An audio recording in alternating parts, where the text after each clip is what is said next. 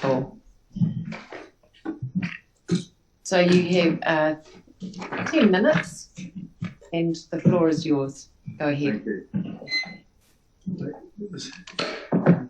I'm Stephen Franks, and from the law firm that is the Lawyers for the Water Users Group, and also on the committee of the group. On my right is the chairman of the group, Christopher Milne, who's also a counsellor at Lower Hutt, a young lawyer from my firm, and Tina Nixon, who's on the committee of the Water Users Group and a counsellor in Masterton. As you said, our submission was very broad. It's tempting to go through and complain about a whole lot of things vaguely.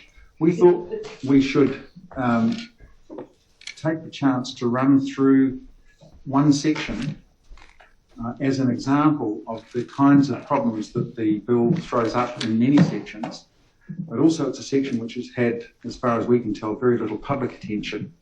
And it's one that has baffled the Water Users Group and baffled my firm.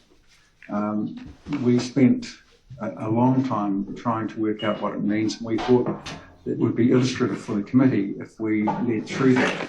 And we've got the section is till the clause which we call section is 201. Would you like to? Do you want these? We've got. We have copies of the bill, I believe. If any member wants one, just raise your hand. Yeah. No, they won't have to notice, but that's what it is, the speaking notes. But we'll leave these because we've got supplementary material on this section. Thank you. This. If you look at clause 201, it says rights. The heading is rights or interests in water preserved. That is an obvious desirability when the bill is to talk about the infrastructure and the entities to run water services. But in fact, this section goes on to say that it has two purposes. And the first one is to preserve some assurance given to the Crown, by the Crown to the Supreme Court in 2012 and allegedly recorded in a paragraph of the Supreme Court judgment. The second is to make the Act and its duties, functions and powers operate effectively. I draw attention to that purpose statement because we then get in subsection 2 to the specific purported preservation, the freezing, if you like, of rights and interests in water without prejudging what has been a very contentious thing in New Zealand for some time, where cabinets and the Land and Water Forum and others have tried to reach sensible outcomes and have not. And it looks pretty plain. No legislation in or made under this Act creates or transfers any proprietary rights or interests in water or extinguishes or limits any customary rights or etc. Then we get to the third subsection, and it says nothing in this section affects the lawfulness or validity of the performance or exercise of any duty, function or power under this Act. Now, as a lawyer, I look at that and say, what on earth does the section do? It purports to preserve rights, and then subsection 3 says, nothing in this affects the lawfulness or validity of the performance or exercise by anyone of any duty, function or power under the Act. And in other words, anything that the Act authorises or directs can override the purported preservation. The section is a legislated lie. The heading says that existing rights are preserved, and the fine print or the text reverses it. And then, so we try to work out what is intended by this. We went to the first subsection, which refers to the Supreme Court case. And at the paragraph that's mentioned, we can't find any assurances. It says assurances, plural, given by the Crown of the Supreme Court and recorded. Well, I've got copies if members will be interested of about 40 paragraphs around that paragraph mentioned, and there are various assurances. They're usually a bit earlier, but they're pretty anodyne. They are the kinds of assurances you would expect a court to be given by counsel when it's telling the court that the applicant doesn't need to be concerned because nothing as much is changing. And they're very understandable. But the particular paragraph mentioned doesn't have an assurance that seems pertinent to anything. It's possible that's a mistake. It's possible that it's deliberate. We can't tell. But we don't think this Parliament is doing its job in pursuing. I've just asked the clerk to get those assurance. You said you had copies of Yes. them for us. Thank you. So we can have a look at them. And just so you know, Mr. Franks, we've got about 4.5 minutes, Okay. including questions.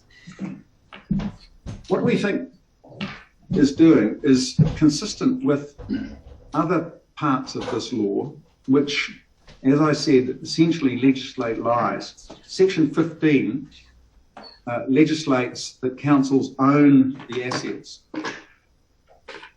and they own them through shares. And then the rest of the bill systematically removes all of the known attributes of ownership from councils and negates all of the known attributes of shareholding. And it does so in a way that is blatantly deceptive. The attributes of shares are pretty widely understood publicly, and they're understood also by lawyers, and they're quite consistent. And the bill simply removes them all. We think that Section 201 is another lie. We think that the Te Mana o Te Wai statements and the authority that is given to them effectively does transfer ownership of water. It creates sovereignty in water for mana whenua, or possibly, in this case, not actually for mana whenua, but for the lucky representatives who happen to speak instead of mana whenua in many cases on the representative bodies.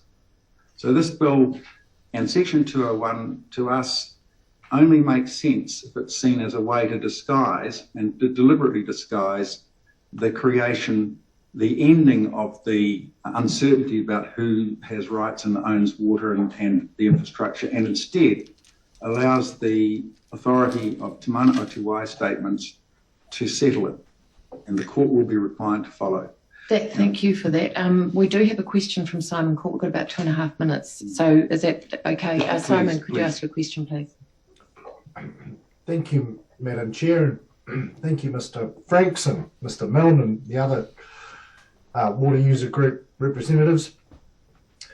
Look, just coming back to this issue around rights and interests in water, are you aware of any case law which creates rights and interests in water? And I mean, would that include things like resource consents, or is there another way potentially, if there are rights and interests, for this to be sorted out?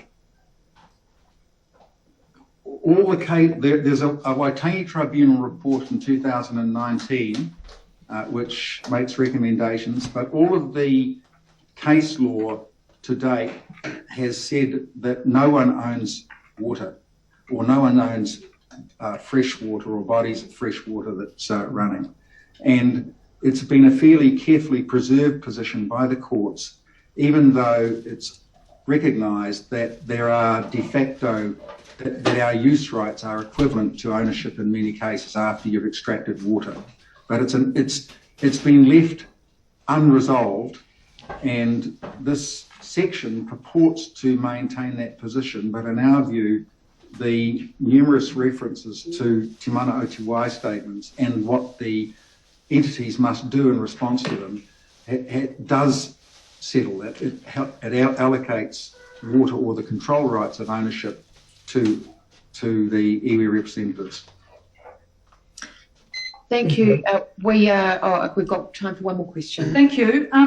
Around your comments that that this is a unique form of corporation that's being established by the bill, and you say that it's set up to be governed by and in the interests of its lenders, why doesn't the Waters User Group have any faith in the forthcoming legislation with the economic regulator? we, Other than the fact you haven't seen it, but recognising that government can't do everything at once, why do you think it will be governed by and in the interests of lenders? because when you create bodies that have multiple competing interests and multiple competing governors, you set them up to be ineffective. And it's, as a lawyer of decades, what company law did was simplify and focus power at any particular time. The shareholders' ultimate power, directors have power while shareholders are being served. As after insolvency, the creditors take over and they appoint a receiver or a particular representative. These bodies are set up in a truly bizarre fashion. It's almost like, there's a phrase you might have heard, cannibals singing hymns. It's as if someone got hold of all of these forms, these corporate features, and mixed them all in a mix to negate the usual purpose of corporate form, which is to ensure there's clear accountability and it's focused on clear objectives. This has multiple confusing objectives. Thank you. Thank you very much. We're out of time, but thank you for drawing our attention to the difference between the property rights and the ownership question, and also to this case law, which we'll make sure gets copied and distributed to members and to the clerk. So thank you. Thank you. Can we have the Carterton District